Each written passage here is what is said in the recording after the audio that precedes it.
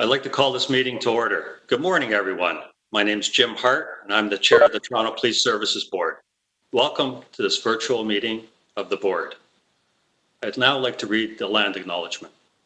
Although this meeting is taking place virtually, we acknowledge that the land we're on as we hold this meeting is the traditional territory of many nations, including the Mississaugas of the Credit, the Anishinaabe, the Chippewa, the Haudenosaunee, and the Wendat peoples, and is now home to many diverse First Nations, Inuit, and Métis people.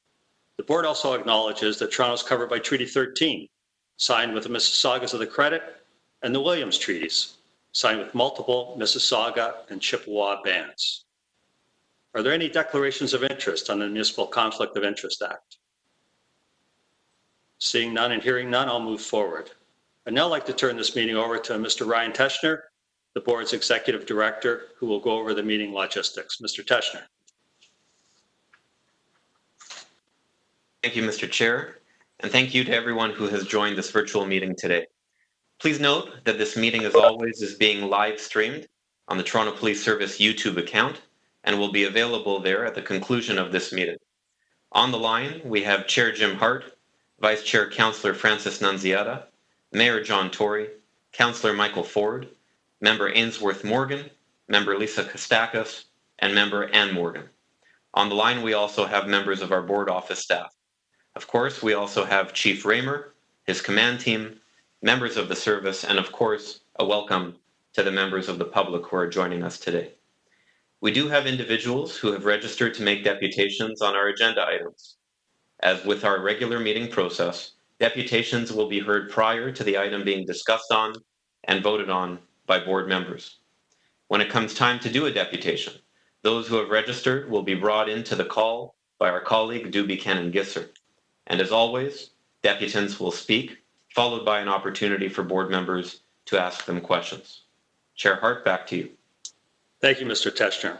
I'll now move us through the agenda, looking for any holds and approvals. Item number 1 is the confirmation of the minutes from the virtual public meeting held on July the 29th, 2021. We have a deputation on that item, so it is held down. Item number 2 is Medal of Merit Awards. I'll be holding that item down. Item number 3 is the new board policy recruitment, appointments, and promotions for uniform and civilian members of the Toronto Police Service. That is being held down for deputations. Item number 4 is a new job description for the manager of court operations, court services. That is being held down for a deputation. Item number 5 is contract increase network attached Isilon storage. Can I have a motion to approve item number 5? Councillor Ford, seconded by Ms. Morgan. All in favor? Any opposed? Item number 5 is carried. Item number 6 is a contract extension PeopleSoft Human Resources Management System software licensing, maintenance, and support. Can I have a motion to approve item number 6? Meritorious, seconder. Ms. Kostakis, all in favor?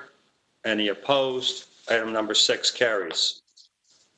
Item number 7 is a contract extension, time and resource management system, software licensing, maintenance, and support. Can I have a motion to approve item number 7? Motion to approve. Councillor Ford, a seconder. Meritori, all in favor? Any opposed? Item 7 is carried. Item number 8 is special constable appointments and reappointments, September 2021. A motion to approve item number 8. Ms. Kostakis, a seconder. Ms. Morgan, all in favor? Any opposed? Item number 8 carries. Item number 9, City Council decision member motion item 3447, addressing urgent community pressures around Woodbine Beach and the Eastern Beaches, Ward 19. Can I have a motion to approve item number 9?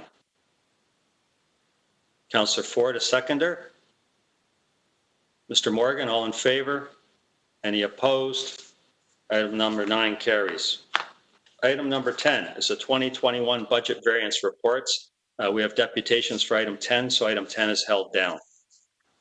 Item number 11 is a request for legislative changes to the Highway Traffic Act in relation to owner liability. We have a deputation for item number 11. Item number 11 is held down. Item number 12, training related police reform recommendations update number 52. to 58. That item is held down for deputations. Item number 13, semi-annual report, Toronto Police Service Board Special Fund unaudited statements from January to June 2021. We have a deputation on item 13. That's held down. Item number 14, August 23rd, 2021 report from the Chief on the quarterly report occupational health and safety update for April 1st to June 31st, 2021. We have a deputation on item number 14. That is held down. Item number 15, January to April 30th, 2021, use of conducted energy weapons. Item number 15 has a deputation. That is held down. Item number 16, public minutes of meeting number 75 held on June the 14th, 2021 from the Central Joint and Health and Safety Committee. Item number 16 has a deputation, so that is held down. Item number 17 is the Chief Administrative Investigation Reports, and there are a series of them. We have a deputation on item number 17, so that is held down. So I will now move members and the public back to the top of our agenda, which is item number 1, the minutes. And we have a deputation, and Doobie, whenever that individual is ready, could you please put I think it's Mr. Langenfeld, could you please put him on? Thank you. Yes, Mr. Langenfeld, you should receive a prompt to unmute now. Yes, good morning. Good morning. Go ahead when you're ready.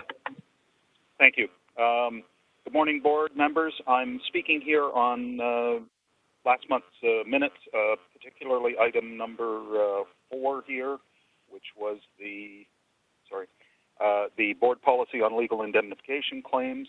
That was a policy change for taxpayer payment of invoices, increasing the amount from $250,000 to $1 million for lawyers defending police officers, and taking the approval of that out of public view and away from public meetings, and delegating the decision to closed-door backroom approvals by the board chair and vice chair. And I notice that report says since 2015, only 8 have required entire board approval under the existing policy, which is around 1.3 to 1.6 per year.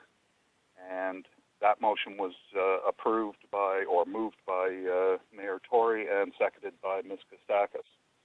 Now, I notice in that same minutes there was item number 3 in July, which was the new Toronto Police Board budget transparency policy. And on pages 1 and 2 of that report, it quotes 2020 reports saying, quote, "The police budget, which surpasses $1 billion, has generated significant public interest. A number of recommendations by City Council and submissions from the public call for changes in police budgets. While there are calls by many to reduce or eliminate the budgets allocated for police services, there's also a call for greater accountability and transparency in the police budgetary process itself. In addition to the calls for reducing the police budget, members of the public and others have called for greater transparency in the police budget and budgeting process. Greater transparency is a democratic imperative. Transparency results in greater accountability and potentially savings," close quote. That was what you had to say in another item on that same agenda. So I'd like to ask Mr.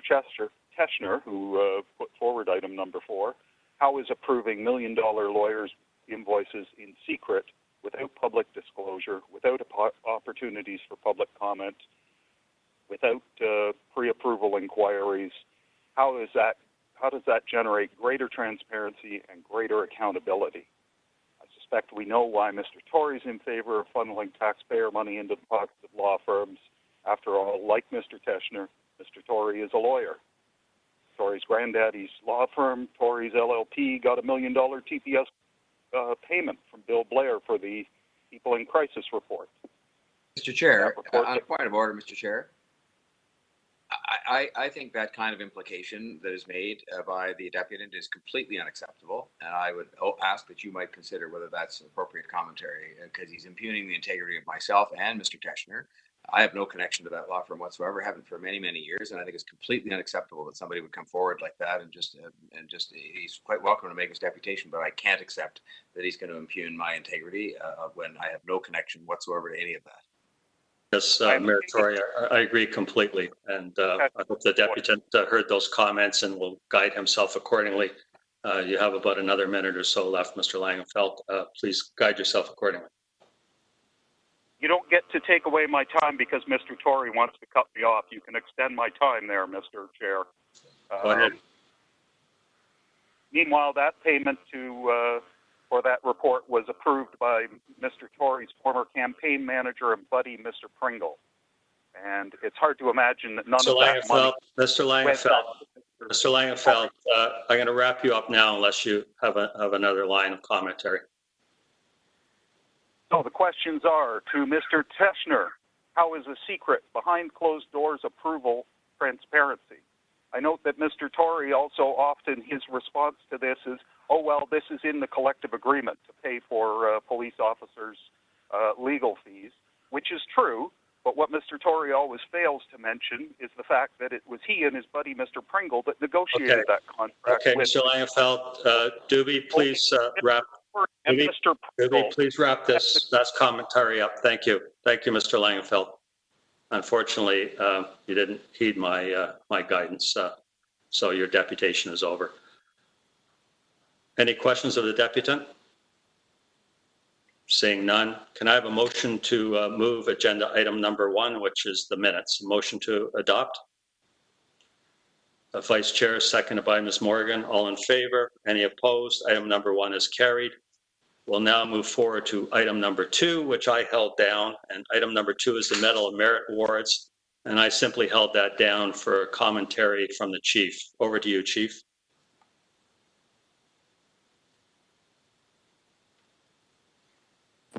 Thank you, Mr. Chair. I just wanted to take a moment and congratulate and thank the officers that are receiving these awards.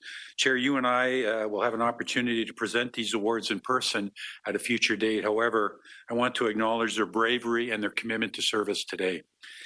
These officers have a genuine and sincere commitment to public safety and to the profession, and what they did on that day was absolutely outstanding. So I want to congratulate them again and thank them. Thank you. Thank you for those comments, Chief, and I very much look forward to presenting those medals in person. Members, any questions on this item? Anyone wish to speak to it? Can I have a motion to approve item number 2, 2.1 and 2.2, meritorious, seconded by Councillor Ford. All in favor? Any opposed? Item number 2 carries. We'll now move forward to item number 3, which is new board policy, recruitment, appointments, and promotions for uniform and civilian members of the Toronto Police Service. We have 3 deputants. Doobie, if they're on the line, please put Mr. Sewell on first if he's there. Mr. Sewell hasn't rejoined us yet. He dropped off earlier. We'll go to Miguel. Okay, great. Thank you. Miguel, we should receive a prompt from the system now.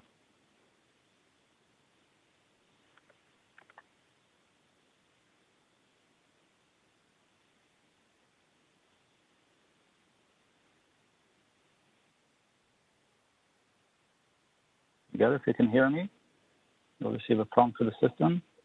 Please press *6 to unmute. Hi. Yeah, it's Miguel. Thank you. Good morning. I have been a regular deputant to the TPS board since 2010. The people for the need to be consulted with regards to promotions, it would allow the board to hear from the other side of the story. On page 2, the policy also qualifies many existing best practices of the service recruitment and promotion processes to ensure fairness and transparency to new recruits, current members, and the public. My question to the board, how can the public can provide information about a recruit or current member to the board or the hiring recruitment office about the bad behavior of such members of the public that are applying for a position as police officers where we are putting our trust? It should be facilitated, in my opinion, a mechanism to provide the service with information about someone who's trying to, someone who's looking to be promoted, which doesn't deserve it, in some people believe.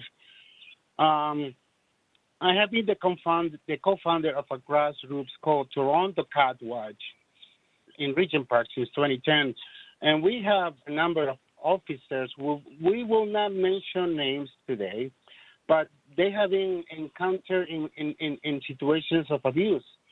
A good example was the behavior of officers during the eviction of Lamport Stadium. I happened to be there, and I hope that the service is aware of these officers. I want to thank Secretary Diana for alerting me not to mention officers' names. Otherwise, my reputation will be canceled, I guess. So there are 2 videos submitted to the board, and I hope the Professional Standards Office took consideration into this information for the best public interest. We have to take into consideration the public interest, my friends. So please take a good look at the information that I have provided to you. And we want to ensure that future officers are really worth of our trust. Also, I want to extend the same examination to appointments or reappointments for TCAC, TTC, and university and college special constables. I think the public needs to be aware of who is applying and what is the record of disciplinary history against or before they were nominated. You know, there are bad apples out there. And we want to ensure that the service provides quality to Torontonians. So that is my hope. In page number 4, there's a process to be introduced for recruitment and hiring and promotions. I hope this is a successful process to ensure transparency and accountability. How many minutes I have? Am I over? Miguel, you're at 3.5. Okay. So I wanna end it up with a call to Mayor John Tory, please, to drop the charges of those 50 people that were arrested at Lamport Stadium, Skating Court Park, and the other parks named on the accusers list. Thank you so much. That's it. That's my deputation for today. Thank you, Miguel. Any questions of the deputant? Seeing none. Chief, did you want to say anything about Lamport Stadium? I know you've said it publicly before, but I'll give you the opportunity now if you want to say anything. And of course, Miguel, when you mentioned about dropping of charges, you know that those charges are strictly under the police service and no member of the board has any influence whatsoever. But Chief, did you want to say anything? Yes, we're allowing the OIPRD is conducting an investigation into several complaints, and we are providing the OIPRD with every piece of information and evidence that we have to assist in their investigation. In the meantime, those that were involved in criminal activity, some of it actually quite severe in my view, are going to have been arrested. I think there's still a few outstanding, but they will be arrested and charged, and we will proceed to the courts and allow the courts to make a determination on the events of that day. Thanks very much, Chief. Dewey, can you put on the next deputant, please? Yes, Mr. Sewell will join us. Mr. Sewell should receive a prompt from the system now to unmute.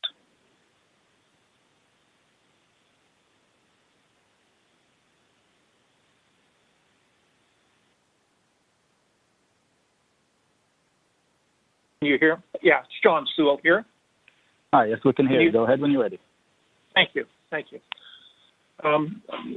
We found it very interesting that this report states on CEW use that the police responded to about 300,000 calls in the first 4 months of the year. Mr. Sewell, if I can cut you off, this is not the CEW item. We're on item 3, recruitment, appointments, and promotions policy. Oh, I'm sorry. My apologies. Okay, recruitment. So we're suggesting that, in fact, there could be an entirely different and much, much better recruitment policy. And it would be one that, in fact, is used by virtually every other large organization in Canada, which is you make a job description of the position that needs to be filled. You post that description inside and outside the police force, sort the candidates in terms of the qualifications and experience, and interview those who are most qualified and skilled, then hire the best candidate. So that would be an entirely different way of actually hiring new police officers. But as I say, it's the very same one that all other organizations, large and small, public and private in Canada, use. And I should say that this is the standard practice now for hiring detectives in the United Kingdom, where the website says very, very clearly, you do not have to have any police experience to become a detective. Makes a lot of sense, because what they want in a detective is not someone with police experience, but someone who's a really, really good investigator. So there are a whole bunch of important changes that would come from this process. First, it means the police force would develop a much clearer picture of the kinds of work the police force needs to be doing. Managers would not be able to continue in the same old way. They'll be required to be very clear about what are the tasks that have to be performed and the skills that are needed. As well, it'll bring in a whole bunch of individuals with a variety of life experiences and expectations, which is there are two qualities that can only improve the organizations. And I should say that these new hires will not be affected with police culture, and that will be a big and useful change. Thirdly, if you hire people who have already been trained to do the tasks that you need to be done, then you will not have to spend money to spend those train those officers to do particular tasks. That'll save a lot of money. It'll save money too for filling in for those officers while they're off training. And lastly, this process would ensure that new hires have experienced different employment opportunities and ways of relating people, and they'll be a better position to bring more compassion to the position of police officers. So we think that's what you should be doing. You should be moving toward that position in respect to recruitment. We think it's probably the same that you should be doing that in terms of hiring better and newer managers. We know good managers make you feel good about coming into work. There's nothing worse than a manager who makes you feel small and hedged in. And one of the results of bad managers is that you end up with a very, very strong police association that exists because they want to give their members protection. Better managers will mean they'll have a weaker organization, which I think would be good for everybody. So we think that's the way to proceed, and we would urge the board to move in that direction. Move toward what every other organization in Canada, large and small, public and private, is doing, which is job descriptions, posting it, and then hiring the best candidate, rather than starting at the bottom with a whole bunch of generalized recruitment people you're recruiting. Thank you very much. Thank you very much, Mr. Sewell. Mr. Teschner, you and your board staff wrote this report. Before I ask board members if they have any questions of Mr. Sewell, did you want to comment anything with respect to the research you did? Mr. Sewell mentioned the UK. I know you did plenty of research, including the UK. Do you have any comments? Yes, thank you, Mr. Chair, and thank you, Mr. Sewell, for your comments. And I hope you're recovering well from your recent surgery. Slowly, I might say. Slowly but surely, hopefully. Yeah, I hope so. I guess I would say a couple of things, Mr. Chair and members of the board, and I'll begin with the UK experience, albeit an experience that has not yet been evaluated. So Mr. Sewell spoke about a new approach to police education qualifications. It's important to know what the genesis of this was. Her Majesty's Inspectorate called a national crisis in the shortage of detectives, of investigators, that then sparked police services to look at different ways to recruit quickly and hire up in that particular cadre of police professionals. So what actually sparked a new approach to hiring came out of what was called a crisis in a shortage of detectives and the policing workforce. And it's important to know that as context. But the other important thing is this is brand new. It only came into being in 2020. It has not been evaluated. And so we're not in a position today, nor are folks in the UK yet, able to say what they've noticed in terms of the effects and impacts. But we need to also remind ourselves of the made in Ontario context in which we operate.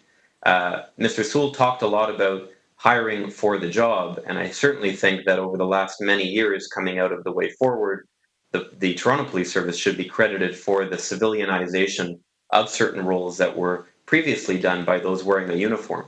But as Mr. Sewell knows and as board member knows, the Ontario Police Services Act do mandate specific legal requirements that need to be met in order for someone to be hired into any police officer role, any role that requires a uniform.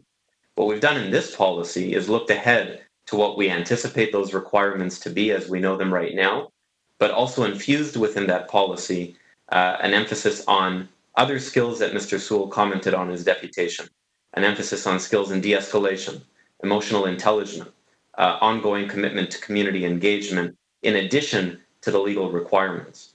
And so we hope that through this policy and the reporting that flows from it, coupled with anticipated requirements under the Community Safety Policing Act, this organization will actually be a leader insofar as recruitment and the tracking of recruitment goes. But with respect to the UK, I think it's fair to say that the jury is still out, and we're not yet clear on what those impacts are, but we will continue obviously to follow them.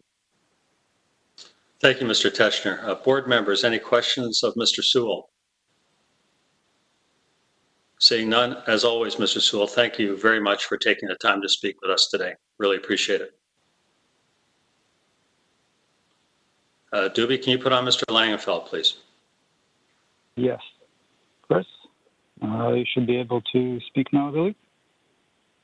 For me? Yes, we can. Okay, here on item 3, on page 1 of this report at the bottom of the page, it says, in 2020, the board's senior advisor began a review process of all the board's policies. And when we look at the decision, the disciplinary hearing of Sergeant Gauthier, that hearing seemed to indicate that there was also a review needed of the services procedures. So I'd like to know, has the board directed the service, or will they direct the service to conduct such a review of all the board's procedures and report publicly to the board on the results of that review? Specifically in that case with Sergeant Gauthier, there was a question of whether some of the policy or procedures stated that things were mandatory and others stated that they were optional. And those kind of conflicts seem to have created problems where people went uncharged and serial killers went farther on. Specifically with here further in this report, it says, in particular, the proposed policy requires that all new recruited officers have obtained a form of post-secondary education or meet alternative prescribed standards that will be set in regulation. And I'd like to know specifically here what public submissions from identified members of the public called for a requirement that police officers have a post-secondary education. I don't recall seeing any submissions or hearing any submissions where the public was saying that they thought people should have university degrees. There's nothing wrong with that, but making that a requirement for somebody to become a police officer, that's a different story. Your report here, though, says this requirement is responsive to calls the board has heard from the public over the past years. So I'd like to know, when has the public actually said that, and what are the minutes that point to that? You also say here a provincial, you speak of codifying a provincial legal requirement we are aware of. So I'd like to know, what is that provincial legal requirement that you're saying? Because in fact, there's the Police Services Act, Section 43(1)E, which specifically mandates, quote, at least 4 years secondary school. So there is, in fact, at this point, no such requirement. And the idea that the board is saying, oh, well, we think the province might come up with a law, that's not the board's responsibility. And it really changes the dynamic of who's deciding in our society who's a police officer and how the system is managed. And you haven't made any submissions here that people that have spent longer in school and haven't been out working are necessarily the best qualified candidates. Not that in certain cases, obviously they will be, but that shouldn't be a requirement that eliminates other people that might on here to say that this new change in policy here delegates to the chief the power to approve promotions of officers below certain ranks. And I'd like to know, other than eliminating transparency in the promotions that take place and ensuring that the public is prevented from objecting to the promotion of the unacceptable, how exactly does taking the board's responsibility of approving the chief's recommendations to delegate that to the board's employees? And I submit that that's contrary to the board's Police Services Act, Section 34 statutory limit on the board delegating its authority. And I'd like to hear the submissions from the board's legal counsel regarding whether or not this is in fact a violation of Section 34 of the Police Services Act. Section 34 is entitled Delegation, and it reads, quote, "A board may delegate to two or more of its members any authority confirmed on it by this act, except bargaining under the collective agreement, which may be done by one or more members." And I'd like to know how delegating the board's authority to promote the board's employees to the chief, and all that to be done without board public consultation and without board information, how that's better for us. In the policy here, you quote sections 43.1 and 45, but again, that 43.1 of the Police Services Act only requires that no person shall be appointed as a police officer unless he or she, Section E, has successfully completed at least 4 years of secondary school education or its equivalent. So how does changing the statutory requirements to eliminate whole sections of our society improve what we have as who we have working as police officers? I'd like to suggest that this is a classist approach to this, where only those that can afford to go on to secondary education and not have to work are eligible now to be police officers and to work in this environment. And Mr. Langenfeld, afterwards, Jim, I have to wrap you up here at 5:25. Mr. Teschner, can you comment? Mr. Langenfeld had many points in his deputation. Can you comment on as many of them as you can, please? Thank you, Mr. Chair, and thank you, Mr. Langenfeld, for the deputation. You asked about where the board had heard some of this, so let me begin just by taking us back to the 4-day town hall sessions that the board hosted last summer. If you see the summary documents, which we've posted to our website following those town halls, there was talk by some of the folks who made submissions to the board around the training and qualification requirements that currently apply to police officers in Toronto, but Ontario more broadly. And you'll see some notes in those summaries about calls for a heightened requirement with respect to post-secondary education. That's some of what the board heard from members of the public. But going beyond that, if you look at the Community Safety Policing Act, which was passed by this government and is going to be coming into force sometime next year, Section 83 of that act talks about the specific requirements around post-secondary education. So you're quite right. The Police Services Act as it exists today does not include a requirement, but the act that will be coming into force just next year will require it. And so when we were looking at infusing this policy with the board reform recommendations, but also having a look at the legislative landscape that we were about to inherit, we thought it important that we build a policy that would be anticipating these very soon to come into force legal realities. But I also want to talk a little bit about some of the other elements of the policy. There is a much more widespread requirement around reporting that will look at demographic data being reported publicly to the board by the chief and the service with respect to the hiring and recruitment, and also with respect to promotions. So I think far from lacking in transparency, what this policy does is actually create new requirements for public reporting that don't currently exist, that will ensure more information is provided as to the composition of the service. And then lastly, with respect to that post-secondary education requirement, you're quite right. We also turned our mind to the barriers that may exist for some members who are interested in applying for a job but may not have that requirement. And so the policy also requires the chief to turn the organization's mind to identifying whether those barriers are manifesting, and if so, coming forward with proposed recommendations as to how to address them, given, of course, the legislative reality that the Community Safety Policing Act will require. So this policy is intended to be a forward-looking document, but one that I think is quite progressive in terms of the eye to barriers, the public reporting and transparency requirements that will flow as well.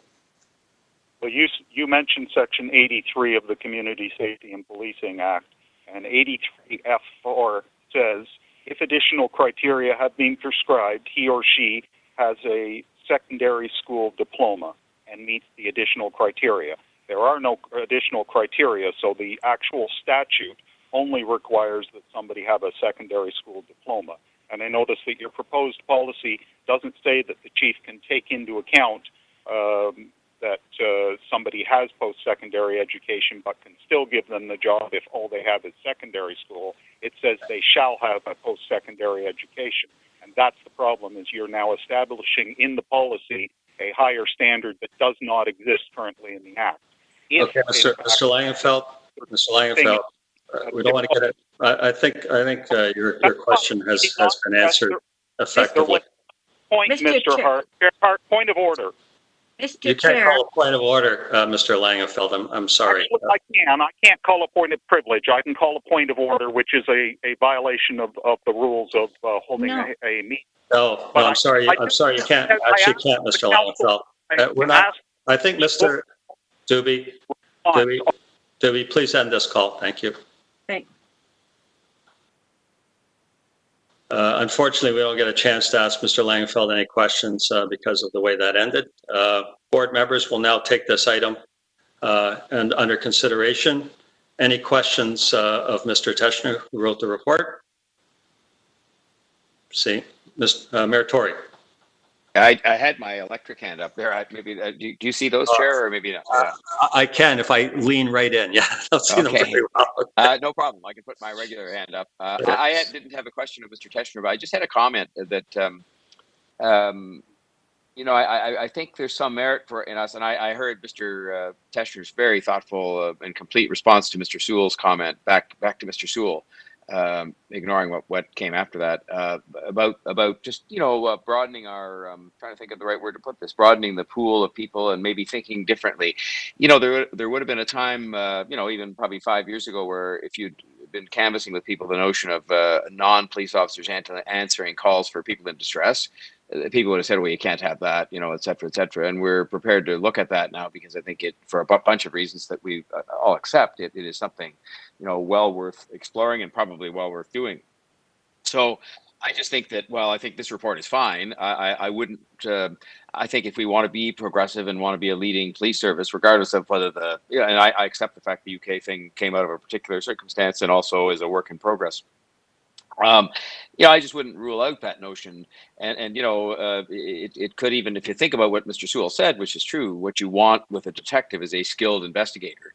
And maybe you go to a concept at some point in time where you can get really good people who've had other experience, say as a journalist, for example, who are people that are used to investigating, and there are others who do, forensic accountants. And maybe they aren't police officers, because I'm not sure how important it is that a detective, for example, should have the right to arrest people or needs to carry a gun. I mean, and these are the kinds of things that stand behind what I think may be a slightly anachronistic, requirement that you be a police officer and work your way from the first day as a constable all the way up to being a detective. So I just think Mr. Sewell's point is one worth considering at some point, and it's not necessarily worth considering from the standpoint of amending this policy at this moment.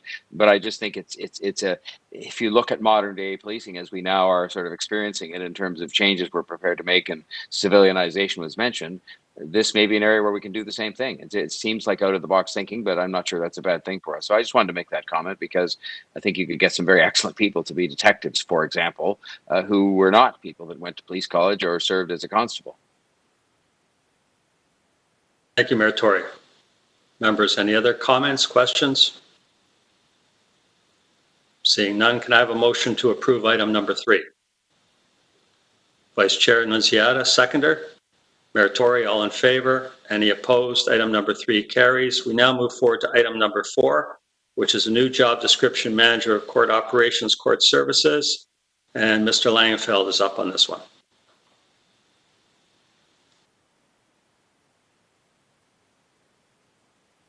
Can you hear us? Thank you. Yes, on item number 4 here, in the discussion, the report describes court services as the largest unit in the service with a budget of just under $65 million and approximately 670 positions funded.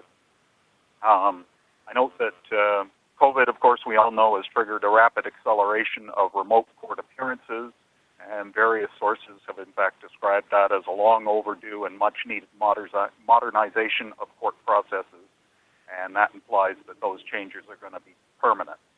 So given that many of the court dates now no longer require transportation of prisoners or court service staff present in the courtrooms, one would in fact expect that we would have had a dramatic reduction in the staffing levels related to court services and in its budget for this, quote, largest unit in the service.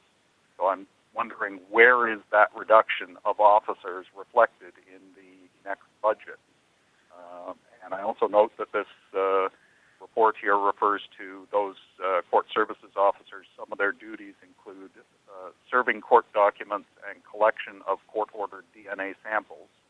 So I'm wondering, though, we don't have a breakdown how many court documents were served and how many DNA samples were collected last year or the previous year and historically. So perhaps that can be included in future reports when we're talking about breakdowns here of what different divisions do. But it seems unlikely that we need to have the largest segment of police service, basically, the largest single portion of the police budget relating to court services where most actions aren't taking place in a courtroom at this point, or at least a lot of actions, and much is being done remotely. And I'm not seeing that reflected in the budget, where we're seeing a significant reduction in the number of court services staff. So I'm hoping the service can comment on that. Thank you. Thank you, Mr. Langenfeld. Any questions of the deputant? Seeing none. Thank you for your deputation. So item number 4, the new job description of Manager Court Operations. Any questions from board members on this item? Anyone wish to speak to it? Can I have a motion to approve item number 4? Ms. Morgan, a seconder? Ms. Kostakis, all in favor? Any opposed? Item number 4 carries. We will now move forward on the agenda, item number 10, which is a 2021 budget variance reports. And we have 2 deputations on item number 10. Doobie, if you could put on the deputant when you get a chance. Yes. Derek should receive a prompt now.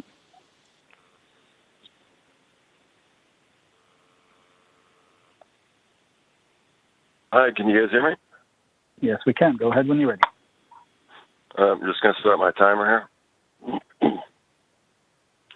I just want to say, by me speaking at this meeting, this shall not be deemed to be in any way my consent expressed or implied. In doing so is fraud. God bless Her Majesty the Queen, and long live Her Majesty the Queen. And let the record show, as the regulation in the Reopening Ontario Act pertaining to the proof of vaccination certificate applies to a person, if I've ever led the Toronto Police Service to believe in any way that I am a person defined as a corporation in the Legislation Act of Ontario, then that would be a mistake, and that I ask the Toronto Police Service to please forgive me. I want to point out that I did a word search of this agenda and found that the words accountable, accountability was used 11 times, transparent, transparency 14 times, and trust, public trust 4 times. So in this report it says, as of June 30th, 2021, a net $65,900 unfavorable variance is projected. The unfavorable variance is a result of the chief selection process. Every effort will be made to absorb the costs associated with this process within the 2021 operating budget. Well, you better, because if you need to go back to budget committee and beg Councillor Crawford for another $66,000 to do what you've already had over a year, 14 months to do in picking a new chief after already spending $75,000, and all you have to show for it is, we wrote down all the things people had to say about what they want in a new chief. This board is going to ignore anyways as they make a selection based on a political decision, just like they did the last time around, kicking Peter slowly to the curb at the last minute. And I'm sure if I asked Dr. Alok Mukherjee if this is accurate the way that went down, you would agree. So I haven't read this $75,000 public consultation report, but I'm sure somewhere in there a member of the public said they'd like to see in the next chief someone equipped with critical thinking skills, one who knows when a chief medical officer of health is lying, that decisions are being made based on science, and once they realize they're being scammed, instead with arbitrary decisions based on conjecture, a police chief who will follow the evidence and be impartial enough to investigate a chief medical officer of health to determine whether she's been telling the truth or not. I'm sure somewhere in that report, a member of the public also said that they'd like a chief who expects his officers to uphold the letter of the law. But since this board has shown its incompetency to select a new chief within 14 months, I now have an actual deputation to make. I appoint the Toronto Police Services Board to act as the trustee for me in this matter, and I direct this board to name Detective Constable Adrian Gilvesy the next chief of the Toronto Police Service. And of course, she's going to need some deputies. So I direct this board to name as deputy chiefs officers Julie Evans, Greg Bolchansky, and Matthew Blacklaws, barring any objections, of course. Are there any objections going once? Are there any objections going twice? Last time, are there any objections? Let the record show that there have been no objections to Detective Constable Adrian Gilvesy becoming the new Toronto Police Chief and officers Julie Evans, Greg Bolchansky, Matthew Blacklaws becoming her deputy chiefs. See how easy that was when you actually know what a deputation is? And it didn't even take 14 months either, did it? For almost $300,000 a year, we at least deserve a chief who realizes that just because you're unvaccinated doesn't mean you're automatically going around spreading COVID to everyone you walk by, let alone mean you automatically have COVID just because you're not vaccinated. Is it too much to expect that interim Chief Raymer get Dr. Davila to show him the peer-reviewed study that concluded that if you're not vaccinated, that means you're automatically going around spreading COVID to everyone you walk by, let alone means you automatically have COVID just because you're unvaccinated? I'll save him the trouble. It doesn't exist. So I just want to point out, I got 2 emails today this morning, Chair Hart. I got one from the Board of Health saying that they're going to include my written presentation to circulate to the board members, include it as part of the record. I got another email this morning from Diana, who says she's not going to include my written presentations as part of the minutes because I didn't, I guess, meet the deadline. That applies to a person, by the way, 3 days ago. So I will be emailing about that, and those written presentations are going to be put on the part of the minutes. So that's my time. Derek. Yep, I know you heard your time up. Any questions of Derek? Seeing none. Thanks, Derek, for your deputation. Next deputant, please, Doobie. Chris, you can unmute yourself. Yes, hello. Hello, go ahead when you're ready. Thank you, Doobie. This is item 10 on the budget, and it's 10.1, 2, 3, and 4.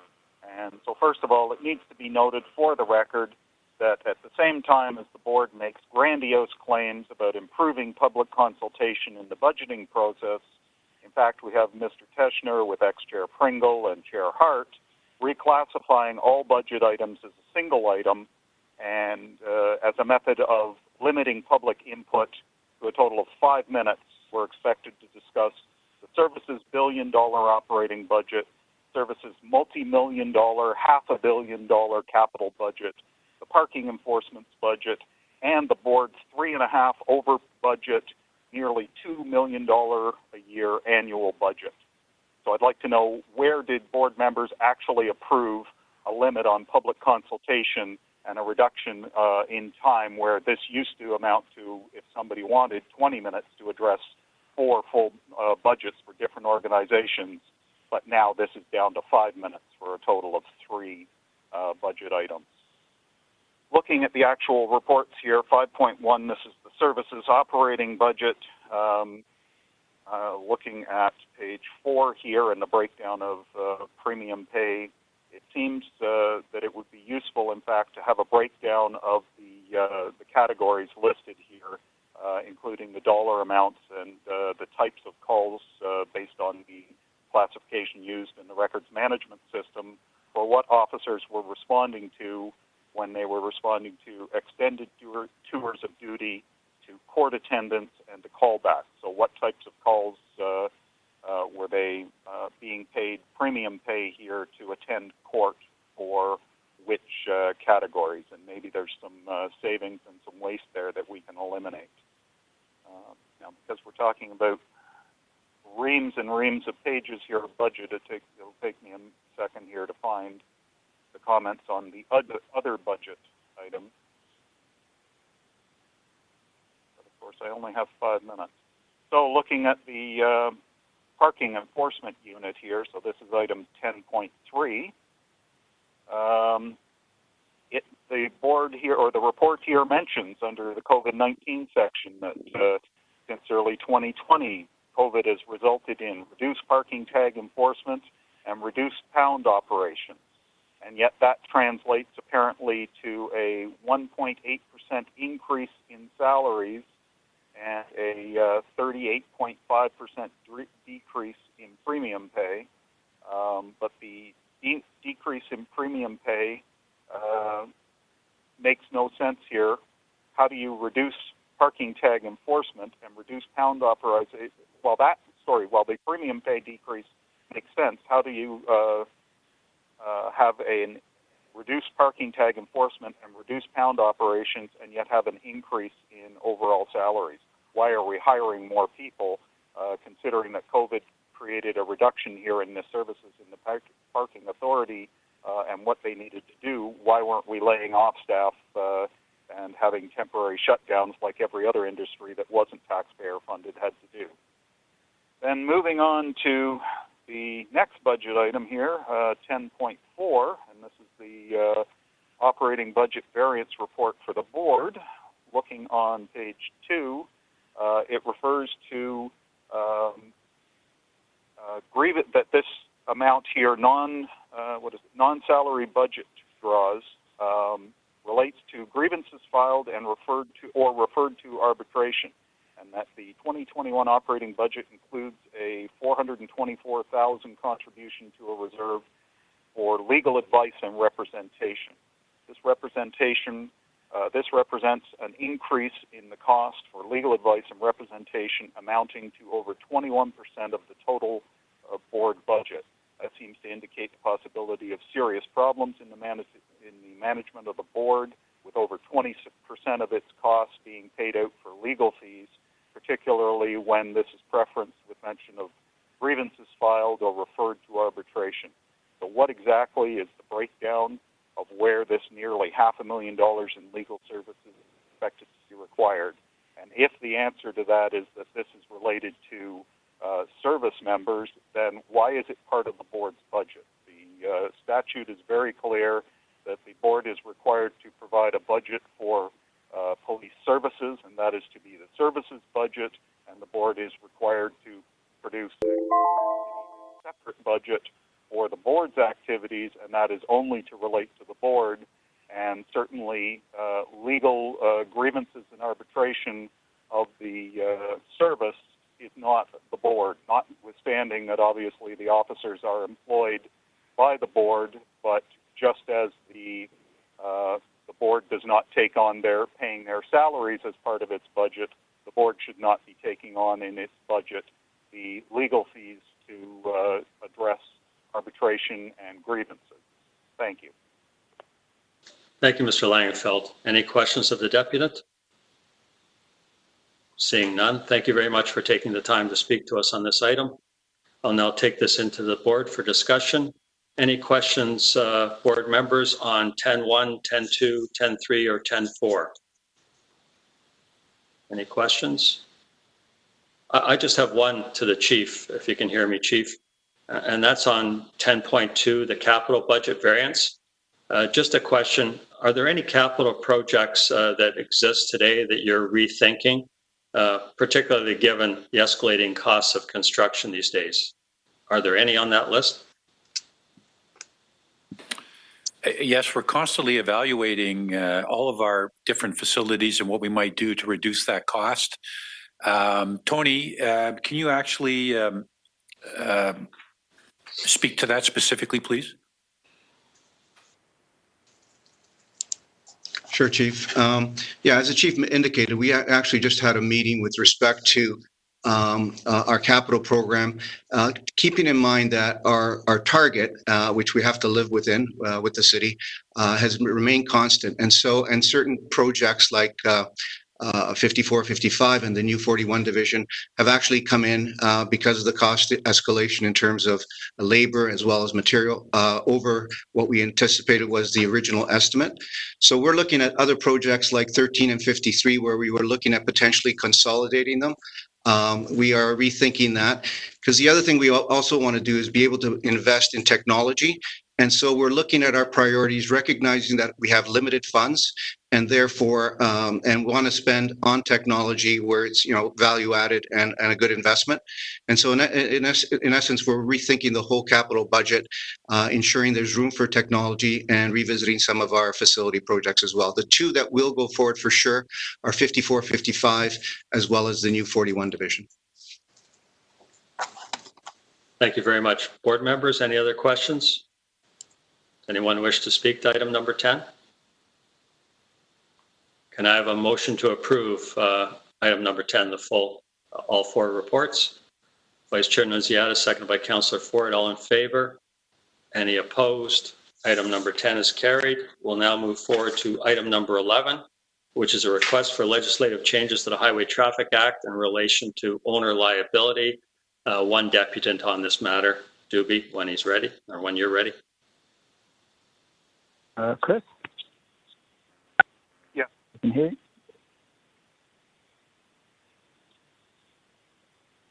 Chris, you need to unmute yourself.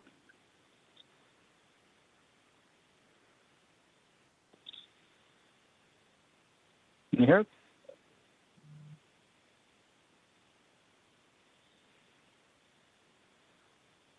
Chris, you seem to be unmuted, but I can't hear you.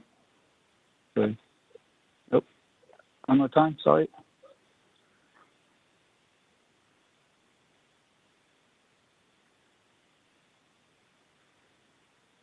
Chris, I muted you just as you were unmuting.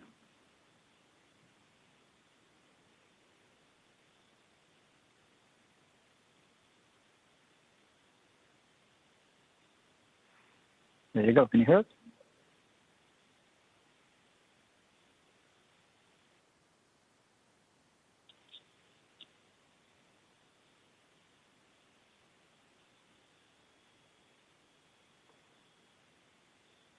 Chris, we can't hear you if you're speaking right now.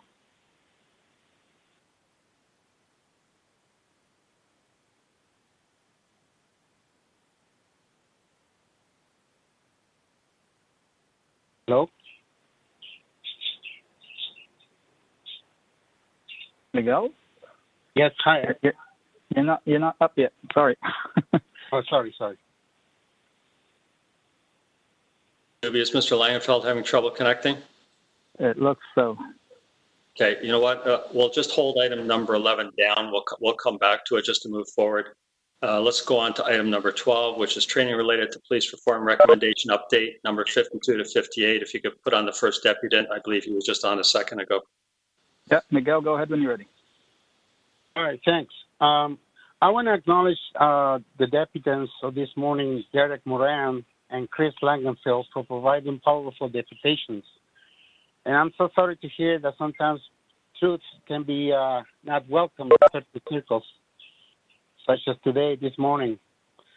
My friends, I have been an active member of this board since 2010, and I was a participant in the supportive of the MCIT, the Mobile Crisis Intervention Team.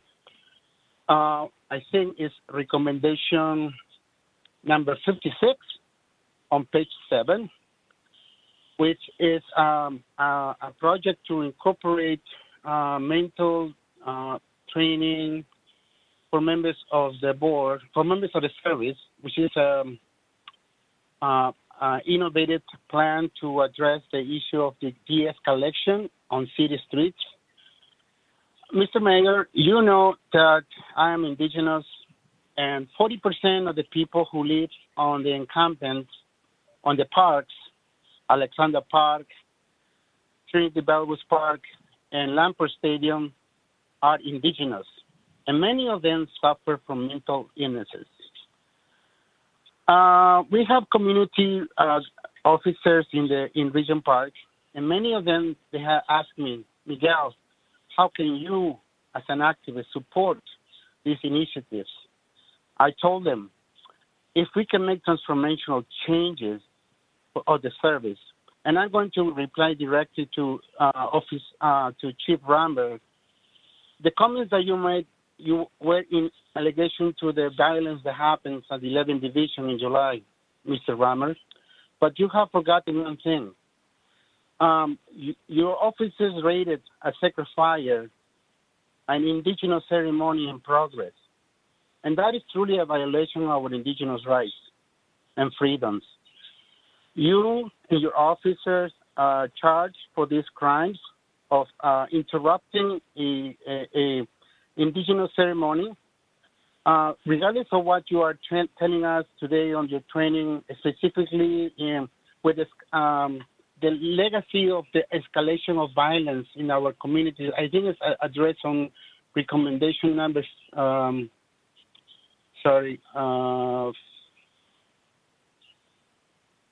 I think Sept C is relevant to the root causes and consequences of the structural violence, systemic and internalized racism, negative stereotyping, intersectionalities, and use of force on people with mental health and or addiction issues.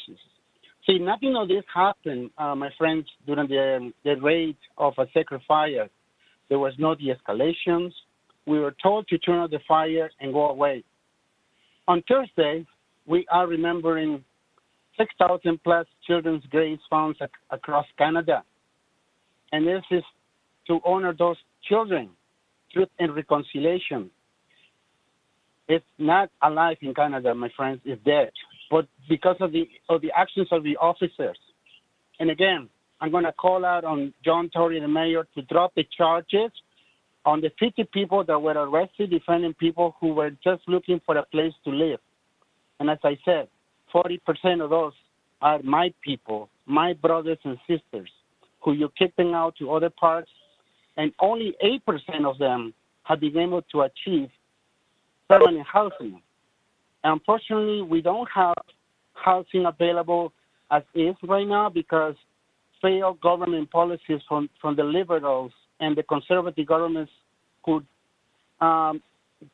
were not fund social housing construction. Now that we have this crisis in our parks, it is my hope that this will motivate the city to invest in construction of housing, rather than to waste $2.2 million in staff and fences and horses, helicopters, drones, violence against poor people who were just finding a place to live. Shame on you all at the Toronto Police Services for your actions, because you don't hold up the meaning of truth and reconciliation. And again, I'm calling again to drop the charges. Mr. Ramberg, you're listening in. This is an action done against Indigenous people, and we will never forget. Thank you. Thank you, Miguel. Any questions of the deputant? Seeing none. Doobie, can you put on the next deputant? I believe it's Mr. Golding. Yes, Chair. Adam, you can unmute now.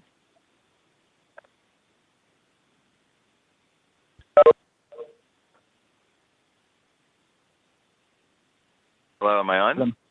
Yes, go ahead when you're ready. Okay, great. Thanks for your time. I hope you're all having a good morning. Unlike Miguel, I've never spoken on one of these things before, but I'd like to second everything that he had to say. You know, I'm sympathetic to what a lot of activists like Miguel have to say, but I will say that I am sympathetic to the force. There have been police in my family, military in my family, but I don't take pride in what's been happening lately. And while Miguel has already shamed people, I want to suggest an approach that what we could take pride in. I'm speaking as a teacher, and I'm not an expert in policing, so but I do know education, and so hopefully this is relevant. If this were a classroom, I would ask the class a rhetorical question at the beginning, which is, why was over-policing predictable after the pandemic? And the answer would come from an assigned reading from the shock doctrine. We've been through this before with 9/11, and this is what's happening now. We are experiencing over-policing post-COVID. So it's predictable, so I'm not going to shame you for it. I'm just going to say, let's work on it. We have to increase training partly by making police know what activists have to say. There's one link I already provided when I signed up for this deputation, which you can also view at torch.help, the URL torch.help, which is a press conference about the encampment clearings that happened recently. I also recommend 2 videos on YouTube called Dismantling Stubborn Structures, parts 1 and 2. I'll put those in the YouTube chat in a moment. And another playlist on YouTube called #EvictJohnTory, which catalogs the many news clippings, let's say, that are available of all of these events. And I think the facts speak well. And I would suggest that learning rate is something we have to focus on when it comes to training and the education system, period. I'm surprised that there's no other teachers that showed up for this meeting, but maybe I'm just naive about how the world works these days. But you would think there would be lots of teachers who would show up to a publicly accessible meeting about police training, but I don't know where they are. But to me, that says that teaching has been depoliticized. In a way, the force has been politicized because much of what they were doing with encampment clearings was politically motivated. But unfortunately, they're not politicized at the individual level, where the individuals are trained in the political issues of the day and when they might object in the name of the collective interest. The total amount of training that police need probably needs to be multiplied by 1,000 for them to be really informed of what's going on and how that intersects with their duties. And to that point, we do need to hire from other fields, although someone already spoke to that.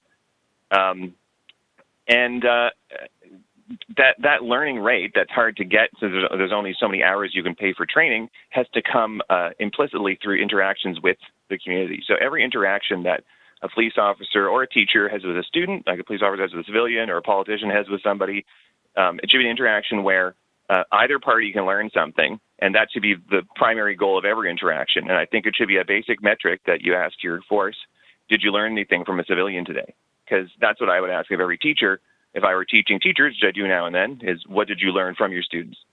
And I don't see that approach taken on 311. I don't see it taken by Star Security. I don't see it taken by the force. I don't see it taken by the city, really. I see a lot of arrogance from the city that they don't expect to learn anything from civilians, which is wrong. And I say that as a teacher. Police budgets need to be democratized. I think if we had a ranked ballot, people wouldn't have voted to spend $2 billion on these evictions. I think that's obvious.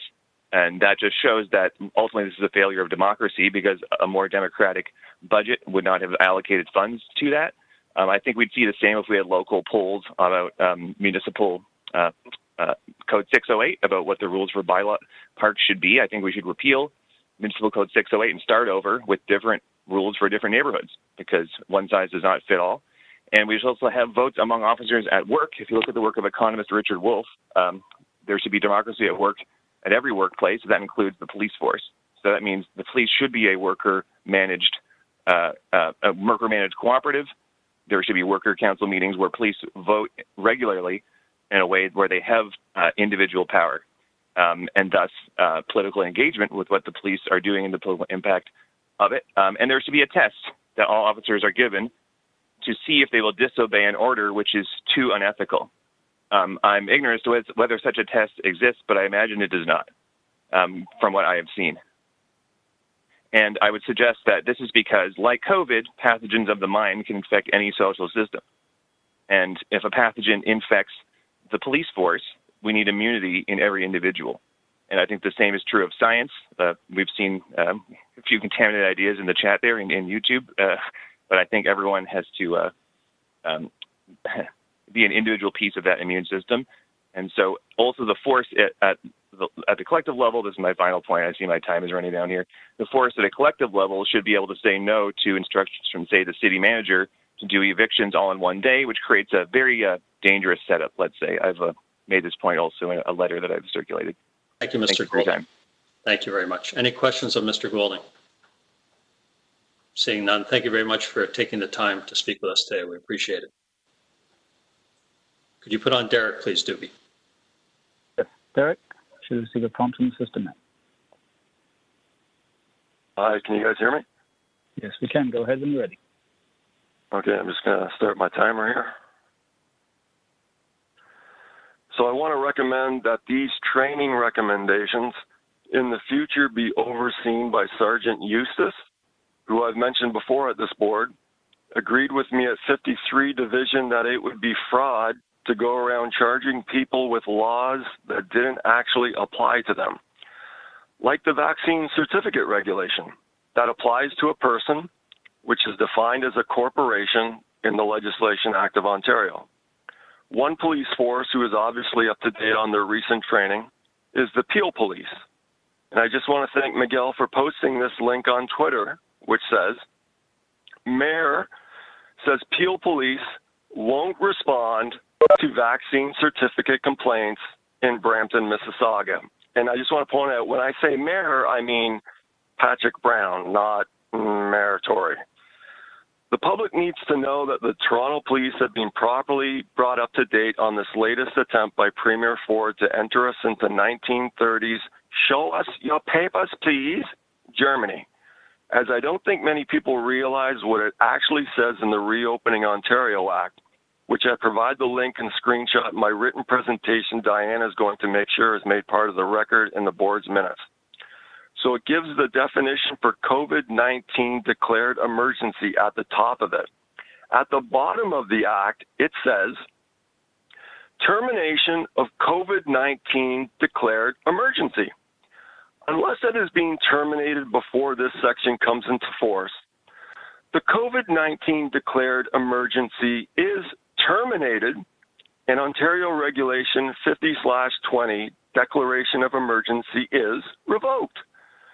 Also mentioned in the Act is Section 16, just above it, which states that this Act binds the Crown.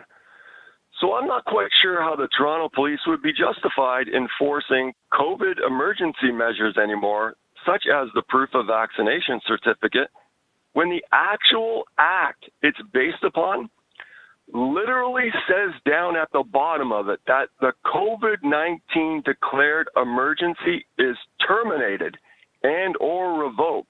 That means they should not be, to me, it is illegal, if not fraud, breach of trust for the Toronto Police to be showing up, enforcing, if they're called, any of these emergency COVID measures if the COVID declared emergency has been terminated and or revoked.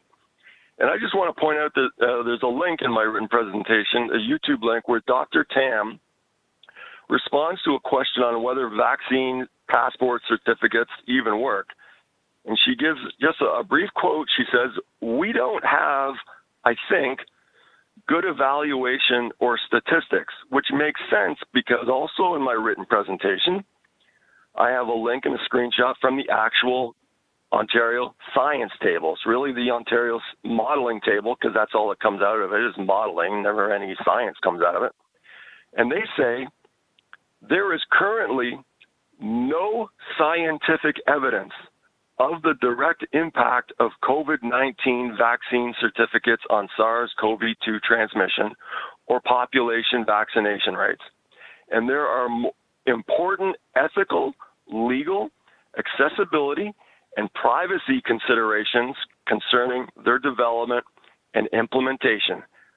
Remember that, these vaccine certificates are not based on any science whatsoever. That means that, and I just want to point out that I've said at this board before, the Committee for the Commonwealth of Canada versus Canada, 1991, the Supreme Court of Canada said that no room for arbitrary government action should exist under that law, because that's what these vaccine certificates are. They're arbitrary government action. And with the rest of my time, I just want to get out some case law on the right to privacy. This is R versus Larson, 2021. Superior Court of Justice, Ontario, said the protection afforded by Section 8 of the Charter is an important one, the right to privacy. This is R versus O'Toole, 1993, where the Supreme Court of Canada said, the decision indictment clearly establishes the commitment of this court to the value of privacy of medical information. Frenette versus Metropolitan Life Insurance Company, 1992, Supreme Court of Canada. It also goes on to about the right to privacy and to secrecy of medical information is a personal right, and that's my time. Thank you, Derek. Any questions of Derek? Seeing none. Doobie, can you put on the last deputant, Mr. Langenfeld?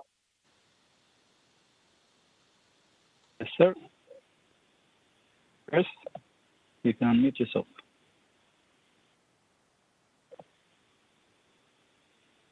Hear me now? Yes, we can. Okay. So this is item 12 here, the training, and I'd like to make note of the fact that Derek, Miguel, and Mr. Golding all raised very good points, and I support a large part of what they all had to say. And you'll notice that none of them are really talking about the points that you folks have decided to put into a report. That seems to point out a pretty big disconnect here between how you think things need to be dealt with, you being the board and the people advising the board there within the staff, and what the public is actually calling for. Here in Recommendation 52, in response to the recommendation, it's that the Toronto Police College commits to include a minimum of 4 hours in the annual in-service training curriculum in regards to inclusion and human rights and equity and things like that. And obviously, there's nothing wrong with 4 more hours of anti-black training and anti-racism training. Anti-black racism training. I should be clear there, obviously. But the idea that having officers watch a 4-hour video and read text online is somehow going to solve this problem is really foolhardy. And that's part of the problem here. Throughout the report, it talks about the service engaged experts in the field. A team of experts worked on this. And this report includes the typical reference to and reliance on, quote, experts. But oftentimes, especially in government, quote, experts refers to anybody with friends in government that will award them a costly taxpayer-funded contract with negligible beneficial results. And we need to know who exactly are the experts that these reports quote. And in all cases, these types of recommendations, after the experts come up with them, should be then going out to the public, and there should be public consultation, and there should be the public giving their recommendations and proposals in response to what the experts have to say. And let's see where the disconnect is between these experts and the people advising the board and coming up with these policies and what the population is actually calling for, which is a democracy, and that's responding to the voices of the people, not what a few friendly experts are willing to say that other people want. These types of recommendations in this report invariably tend to misunderstand some of the problems that the public sees in present-day policing. It is, for example, the problem that police training teaches officers that hitting people in the face is the acceptable and appropriate way to respond to someone not cooperating with what the officer is shouting at them. The majority of us in the society recognize that it is these types of responses and training in police that are the problem. And it is these types of problems in in the way police respond to circumstances that are made many times worse when they stem from racism and bias. But the problem is how the police are trained in responding, and then that they're acting on, or they're doing those things on the basis of racism. When we look at Officer Chauvin murdering a man by kneeling on his neck and slowly choking him to death, it was the murder that was the problem. It wasn't in addition, it was the fact that the man was black, and it might have been done from racism, but that doesn't change the fact that the problem there was the training of how the officer was trained, and that other officers there thought that that was acceptable, and that they stood by and watched that happen. And those are the things that the public expects the board and the service to address. When we look back at the way forward, the recommendations there, the major one that everybody in the public wanted and cared about was a change in police culture. And of course, that's the thing that never actually happened. And it's the same with these other 81 recommendations, that they don't address what or for the most part, they don't address what the public wants. And it ends up, we come up with 75 of the 81 recommendations end up being taken into account, and those aren't the important things that the public wanted. And the really important changes that we're looking for are the few things in the recommendations that never seem to actually get done successfully. And that's what needs to change. And what we need to do to change that is to have more open public consultation and involvement. And that includes not just having one round of consultation and developing 81 recommendations in the back room, a bunch of government employees, departments coming up with agreements on how they think they should deal with things. It also involves bringing that back to the public and having more rounds of public input on whether or not we think what you came up with as recommendations are accurate, and whether or not we think you're successful in implementing those, and whether those are producing the changes we need. Thank you, Mr. Langenfeld. You're at 5:25, so I have to wrap you up. I gave you some extra time there. Any questions of Mr. Langenfeld? Seeing none, thank you very much for your deputation. I'll now take this item into discussion at the board. Members, any questions on item number 12? Does anyone wish to speak to item number 12? Could I have a motion to receive item number 12? Vice Chair Nunziata, seconded by Councillor Ford. All in favor? Any opposed? Item number 12 is carried. We'll now go back to item number 11, which we skipped over because of a technical issue the deputant was having. So that's request for legislative changes to the Highway Traffic Act in relation to owner liability. Doobie, can you put Mr. Langenfeld back on, please? Chris, you can go ahead. Okay, you can still hear me? Okay, so Chief, the Highway Traffic Act, you're looking here for changes, and looking back to my younger years, we always used to say, you may outrun the cop car, but you'll never outrun the radio. And I think that's part of the issue here is in terms of the response that the service has as the standard. I think we need to modify the standard response so that you have developed and trained officers in a coordinated response where multiple cruisers can be in the vicinity and surrounding the vehicle without creating a chase situation where it's one officer and one driver and it's the officer pushing the other. In terms of changing the legal requirements here and making this the responsibility of the owner, that really changes our whole fundamental understanding of our legal system, the right to be assumed innocent until proven guilty. I'd like to ask, for example, how do you think this would end up transpire? How would this work out if somebody simply has a stolen plate on their vehicle or has a copy of another plate, and it isn't even actually the owner's car that your officers believe it to be when they take down the license plate number, or heaven forbid that they make a mistake in recording the license plate number, then all of a sudden it's up to the owner that was never there to try and prove that their vehicle wasn't involved, and even though there's no evidence to support the fact that it was in fact their car or that let alone who the driver was.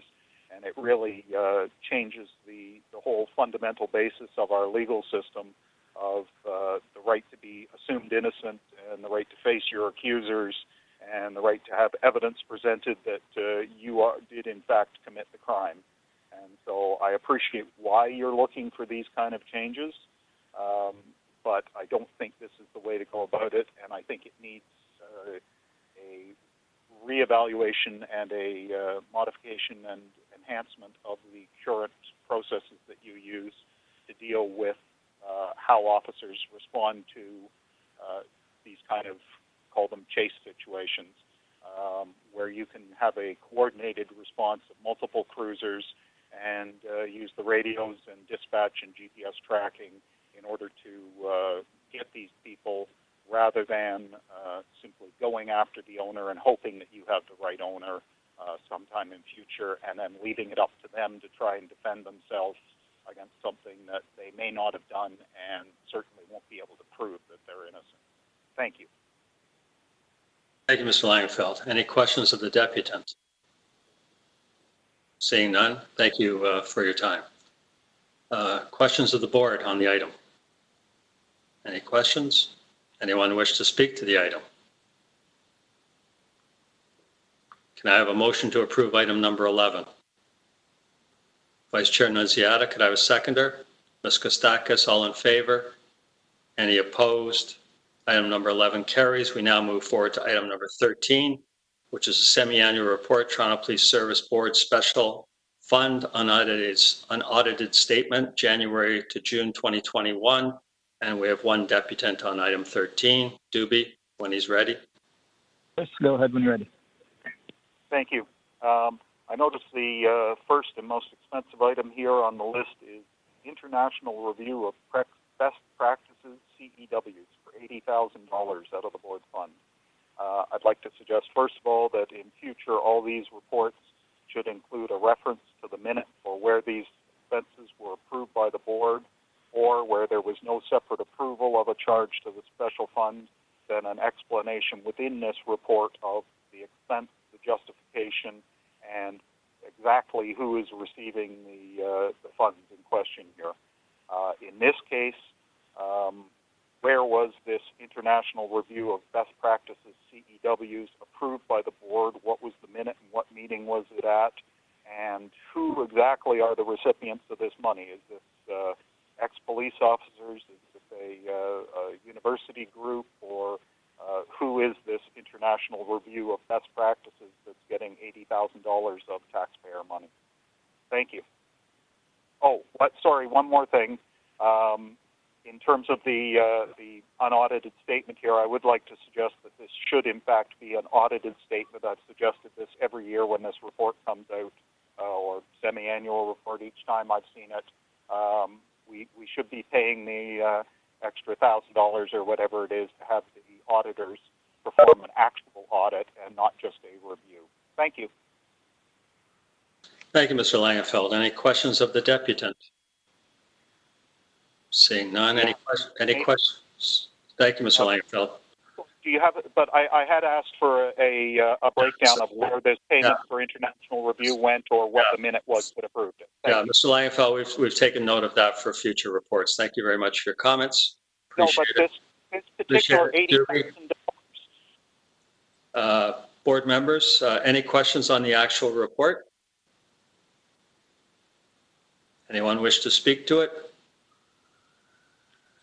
Can I have a motion to receive item number 13? Ms. Morgan, could I have a seconder? Meritorious, all in favor? Any opposed? Item 13 carries. Item number 14, quarterly report, occupational health and safety update for April the 1st to June 30th, 2021. Doobie, can you put the deputant on when he's ready? All right, we should receive a prompt now. Can you guys hear me? Yes, we can. Go ahead when you're ready. All right, I'm just going to start my timer.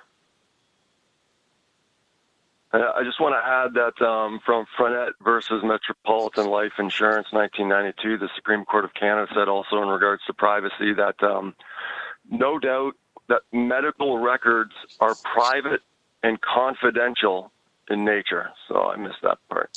So in this report it says, The service has also announced a mandatory COVID-19 vaccine requirement for all members of the service, both uniform and civilian. So in my written presentation, I actually provide a YouTube link of future Toronto Police Chief Detective Constable Adrian Gilvesy.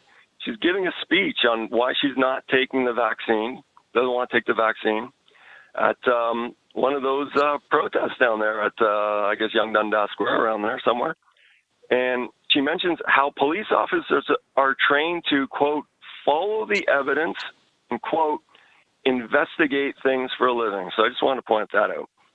So this is from R versus Parker, 2000, Ontario Court of Appeal said, this includes the right to choose to select among alternative forms of treatment. The right of self-determination, which underlies the doctrine of informed consent, also obviously encompasses the right to refuse medical treatment. A competent adult is generally entitled to reject a specific treatment or all treatment, or to select an alternate form of treatment, even if the decision may entail risks as serious as death and may appear mistaken in the eyes of the medical profession or of the community. So, because like all people are telling us is like the only way out of this is to be vaccinated, right? So how can Interim Chief Raymer and Meritorious make vaccines mandatory for their members when those aren't the only treatments authorized by Health Canada available? What, you didn't know this? Well, that's because it's something else Dr. Davila didn't bother to tell anyone. If you go look on the link I provided from the Government of Canada, it shows not only the vaccines that have been authorized, but it also shows something called immune sera and immunoglobulins from Eli Lilly, antivirals for systemic use from Gilead Sciences, immune sera and immunoglobulins again from GlaxoSmithKline, immune sera and immunoglobulins from Hoffman La Roche. So there's other choices out there. Like, who knew other than vaccines? Another link and screenshot, which I provide in my written presentation from the Public Health of England. Now, remember, Chahart, 2 months ago, you all learned that the Delta variant actually only has a case fatality rate of 0.1%. I mentioned, I've noticed that Meritorious hasn't gone public and mentioned that out in the media, which also means that the Delta variant has a survival rate of 99.9%. So in this from the Public Health of England shows, and you'll have to use a calculator and do a bit of math here, but that one who is double dosed with a COVID vaccine is 4 times greater of dying from the Delta variant than one who was unvaccinated to begin with. I know that's pretty unbelievable if you're hearing this for the first time. I know Meritorious will probably accuse me of spreading disinformation, but again, this isn't my data. This is straight from the Public Health of England's own website and can be easily verified by anyone, including Dr. Davila. So I just want to point out Schweizer versus Central Hospital, 1974. The Superior Court of Justice of Ontario said, the consent must be genuine and it must be an informed consent. In ordinary medical practice, the consent given by a patient to a physician or surgeon to be effective must be an informed consent freely given. It is the duty of the physician to give a fair and reasonable explanation of the proposed treatment, including the probable effect and any special or unusual risks. So when you really think about it, it is an impossibility for Detective Constable Adrian Gilvesy to ever give her informed consent to these vaccines. Because when you think about it, Dr. Davila says that she's a doctor and she considers the people of Toronto her patient. But if you go to the Board of Health and ask questions, they won't, Councillor Cressy will hang up on you with 45 seconds left in your time. Dr. Davila will not answer your questions at the Board of Health, so how can anyone give their informed consent? And that's my time. Thank you, Derek. Any questions of Derek? Seeing none. Members, any questions on item number 14? Ms. Kostakis, you have a question on item number 14. Good morning. Yes, I was just wondering, although there's an overall increase in the WSIB claims, are we seeing anything in terms of more expeditious returns to work that are based on the claims management and the HART program? And how are we measuring? What are the indicators that we're using in measuring the HART program's success and its outcomes?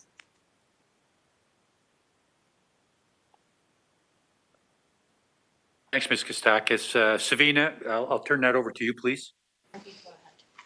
Chief, thank you. We've actually got Ivy that's going to speak to this. Okay. Great, thanks. Go ahead, Ivy. Hi there. So for we just launched the new program, for the new model of service delivery model for the HART program in July. So it is pretty early to be able to really capture what the impact has been. From a quantitative perspective, but qualitatively, we have had early indications from our members who have claims, as well as those in supervisory roles, that they are liking the new model of having it being a bit more streamlined, having one case coordinator for any type of absence or illness related, and also being able to plan return to works. We're finding that the process is a little bit more streamlined. In the future, we are hoping to be able to have, some very clear service level agreements and key performance indicators around the success of this new service delivery model, which will include things like the expeditious return to work, or lag times between how we actually, when we receive a case to when we can action it, and when we can actually start to engage the member and the supervisor, as an example, in the return to work process. WSIB is another area that's become extremely labor intensive for all parties, including members, the service, the WSIB itself, and healthcare practitioners. And one of the things that we are looking at is ways in which we can really identify how we see success and define success in those areas. That's both fiscally delineated, as well as the support for the member. We are working with our analytics and innovation, like our business intelligence area, to help us be able to try and map out kind of a scorecard and reports in order to be able to eventually share. We do need a little bit more time, though, in order to be able to really see the impact of this new model and to roll it out more systemically across the service. Okay, thank you. We look forward to some updates on that as well. Thank you so much. Any further questions, board members? Seeing none, does anyone wish to speak to this item? Can I have a motion to receive item number 14? Motion to receive. Councillor Ford, could I have a seconder? Ms. Kostakis, all in favor? Any opposed? Item number 14 carries. We'll now move forward to item number 15. It's a January 1st to April 30, 2021 use of CEWs. And I believe Mr. Sewell is a deputant on this matter when he is ready. Hi, thank you very much. So this item deals with the conducted energy weapon use. But I found it very interesting. The report starts by saying that the police have responded to about 300,000 calls in the first 4 months of the year. And of those, 10,000 were calls involving violence. So the overwhelming number of calls, about 97% of calls, did not involve violence. Nevertheless, each officer attended those non-violent calls as a gun, a CEW, a pair of handcuffs, a baton, body armor, and a body camera.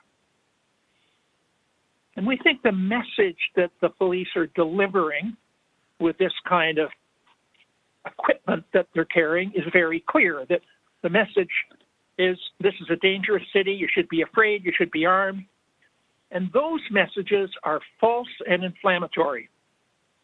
And we don't think there's any way that the police can expect to have a reasonable relationship with people in the city when that's the way the police are perceiving Toronto, and that's the message they're giving to people. In fact, one way, an ironic way of stating it is that the police are saying that in every neighborhood there is somebody armed and dangerous, And in fact, that person is a police officer. So we think a more effective way of responding to these 97% of the calls, the vast, vast majority of calls, is simply with an officer who has a cell phone and a piece of paper and a pen. The other 3% of the calls can be responded by officers who happen to be equipped with the appropriate amount of equipment. We think the police service, you should begin to de-escalate the response that your officers are making by getting rid of this expensive hardware for most of the calls, most of the time. Only a limited number of officers need this equipment. So that's the first point that we wanted to make in terms of this report. The second one, of course, is about CEW use itself, which continues to go up and up and up. 178 times in this 4-month period. Last year was 150 times, 2016 about 75 times. And it's very clear the more officers who have CEWs, the more they're going to be used. And we think that's wrong. And we think the number of officers who have access to these weapons should be reduced. And it's very clear, given the nature of the calls that you're reporting on, that in most of the calls, 97% of the calls, they don't need a CEW or a gun. So they're the points we'd like to make about this report. Thank you very much. Thank you, Mr. Sewell. Any questions, board members, of Mr. Sewell? Any questions? No, thank you very much, Mr. Sewell. Really appreciate your deputation as always. Thank you, sir. Board members, any questions on the CEW report?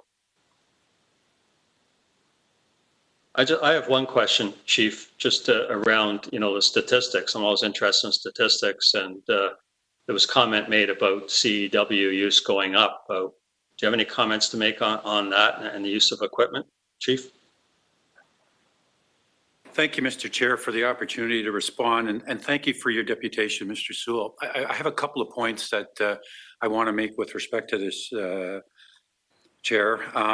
First of all, the statistic that Mr. Sewell cites in respect of the number of calls our officers attend where there was no violence, either by the civilians involved or by the officers attending, is not accurate.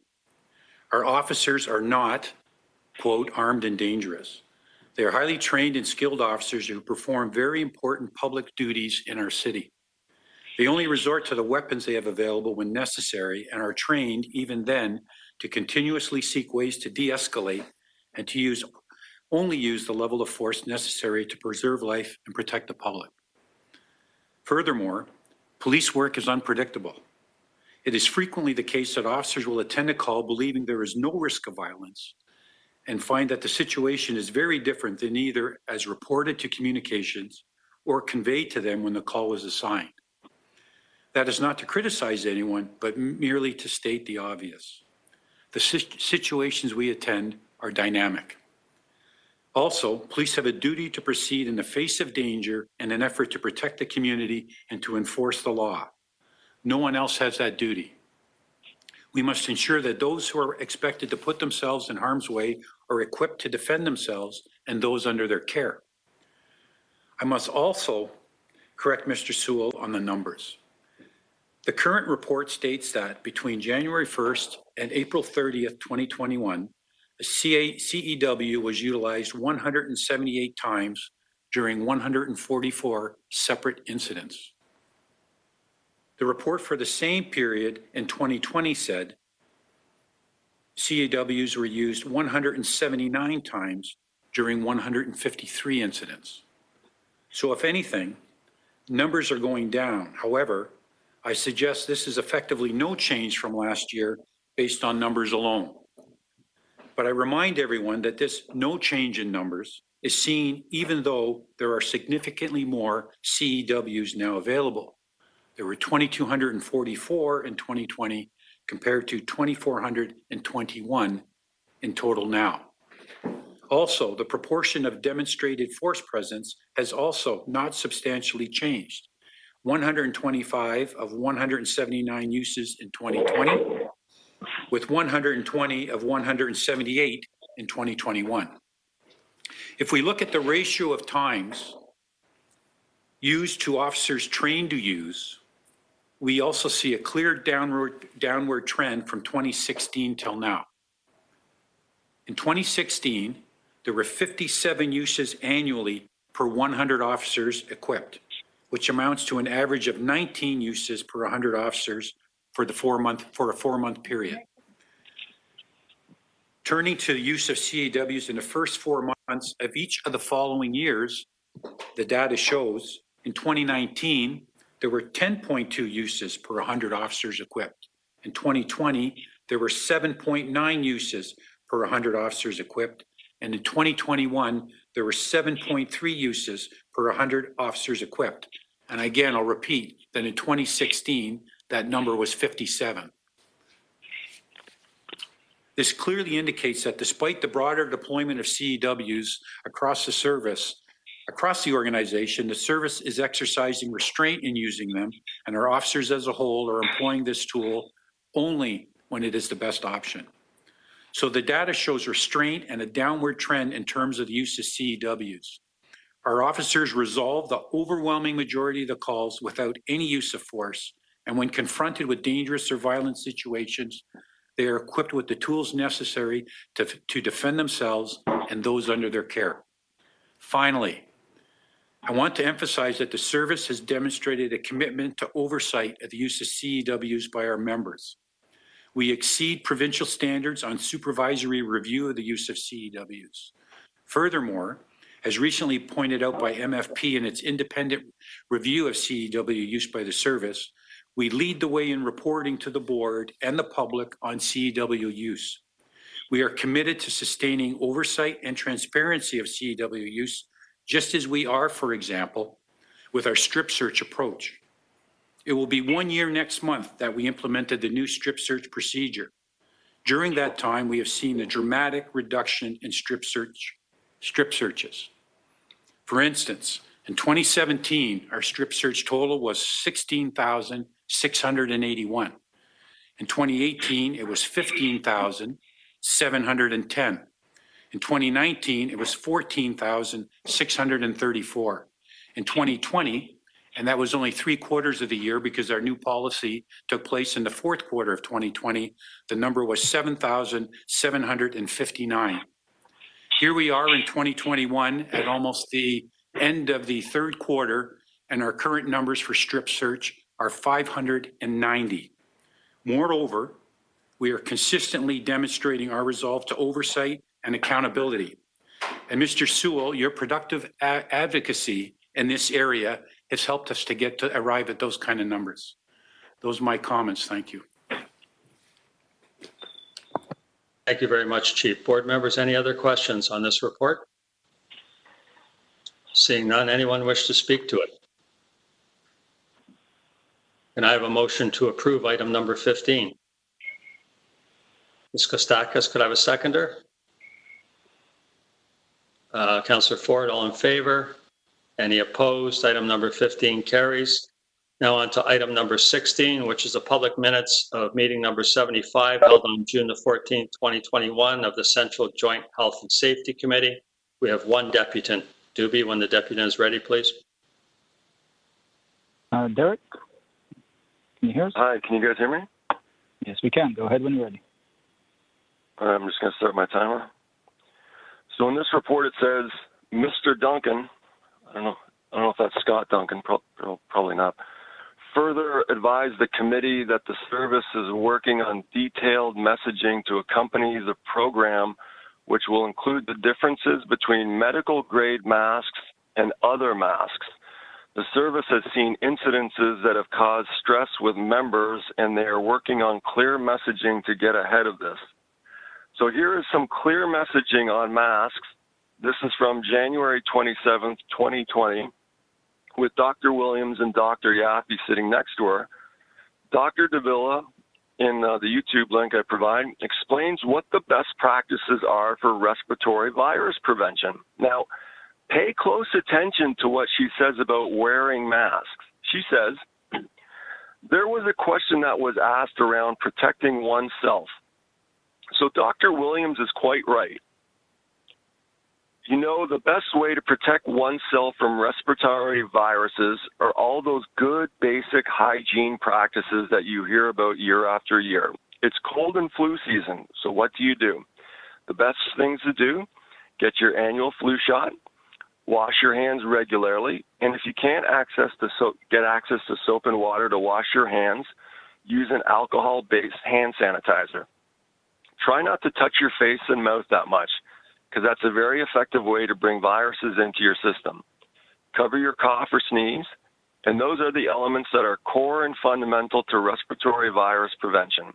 Staying home when one is sick is also one of the cornerstones with respect to respiratory virus prevention and preventing the spread of disease. But at no point you will have heard, does she mention that wearing a mask was one of them. And let's not forget the drugstore employee at Shoppers Drug Mart who got his head caved in earlier this summer for trying to enforce this fictitious health protocol that Dr. Davila arbitrarily made up and that you all have continued to allow her to get away with. So, you know, I've never cited the Labor Arbitration Awards before, but it's uncannily, so why not? It's from 2018. St. Michael's Hospital versus Ontario Nurses Association, which said, the influenza virus mutates quickly, requiring annual development of a new vaccine. However, the evidence indicated that the rate of asymptomatic transmission was low and unlikely to be of clinical significance, as the production of the virus and the development of symptoms was linked. Ultimately, I agree with arbitrator Hayes.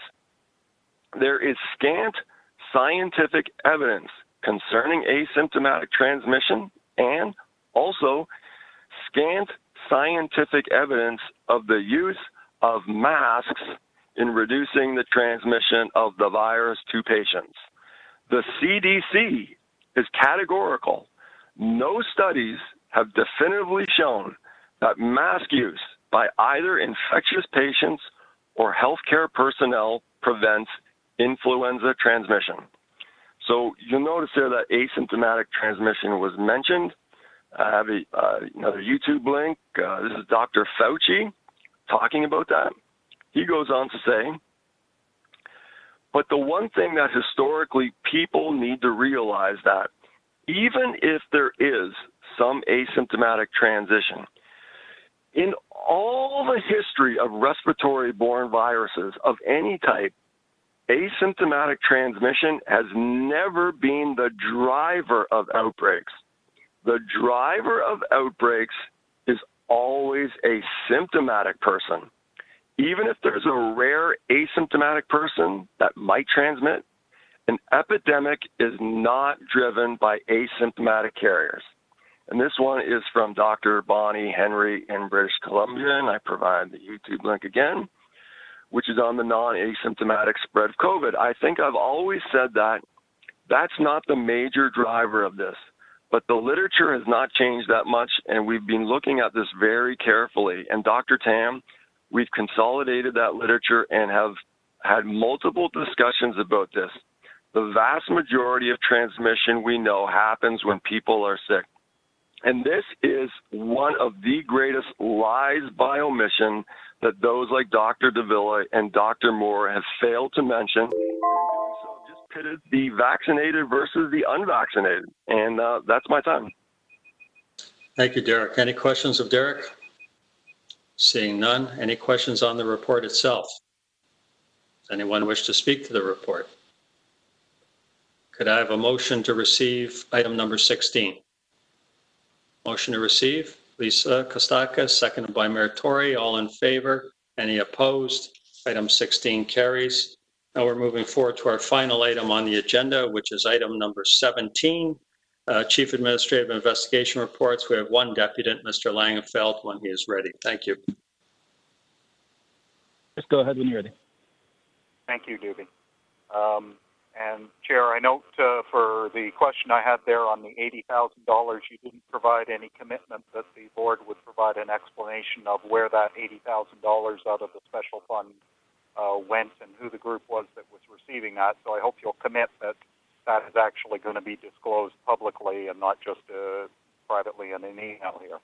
Going on to item 17 here, the Chief's Administrative Investigation Report.